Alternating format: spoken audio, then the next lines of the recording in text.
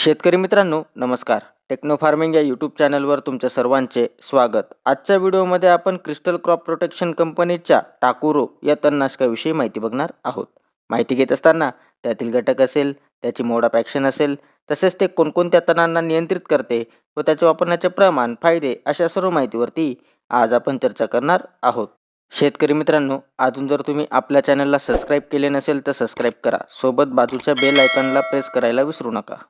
शेतकरी मित्रांनो, सध्या जर बघायचे झालं तर मका या पिकामध्ये आपल्याला लवाळी गवत हे खूप मोठ्या प्रमाणात पाहायला मिळते. तर बरेच शेतकरी बांधव मका तणनाशकात लवाळी नियंत्रणासाठी सेपरेट तणनाशकांचा वापर करतात. तर क्रिस्टल कंपनीने नुकतेच टाकुरो हे तणनाशक बाजारात दाखल केलेले आहे.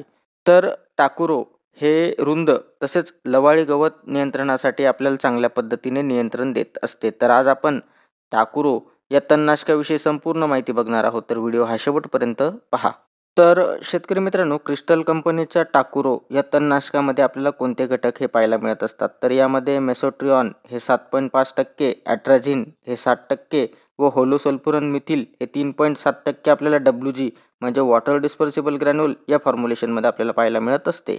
तसेच शेतकरी मित्रांनो, याची जर आपण मोड ऑफ ॲक्शन बघितली तर हे ट्रिपल ॲक्शन टेक्नॉलॉजीवर आधारित सिस्टमिक तणनाशक आहे, जे HPPD, फोटोसिस्टीम 2 व ASL म्हणजेच आपण जर बघायचं झालं तर HPPD म्हणजे हायड्रॉक्सी फिनिल पायरुवेट डिऑक्सिनेट, त्याच पद्धतीने फोटोसिस्टीम 2 तसेच ASL म्हणजे ॲसिटोलेट सिंथेज या क्रियेने आपल्याला तणांवरती चांगल्या पद्धतीने नियंत्रण देत असते.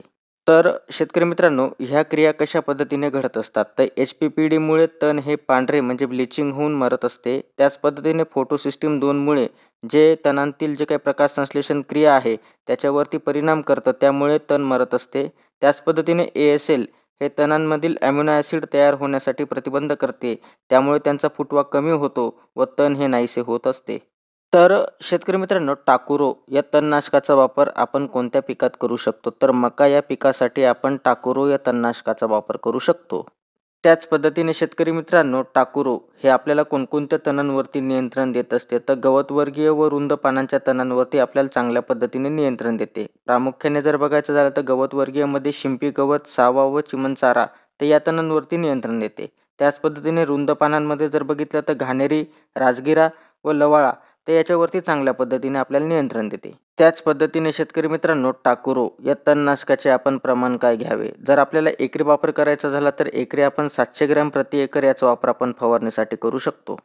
तसेच शेतकरी मित्रांनो, टाकुरो या तणनाशकाचा वापर आपण कधी करावा? मका पेरणीनंतर साधारणतः 14 ते 18 दिवसांनी तण हे 2 ते 4 पाने अवस्थेत असल्यावरती आपण जर का टाकुरो या तणनाशकाची फवारणी केली तर आपल्याला चांगल्या पद्धतीने तण नियंत्रण मिळत असते.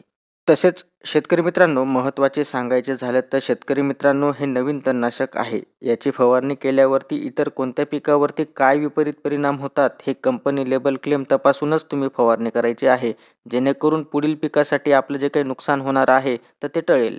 तर शेतकरी मित्रांनो, आजच्या व्हिडिओमध्ये आपण क्रिस्टल कंपनीच्या टाकुरो या तणनाशकाविषयी माहिती बघितली. तर ती माहिती तुम्हाला कशी वाटली आम्हाला कमेंटद्वारे नक्की कळवा. तसेच तुम्ही जर आपल्या चॅनलवरती नवीन असाल तर आपल्या चॅनलला सबस्क्राईब करून व्हिडिओला लाईक करा, शेअर करा. धन्यवाद.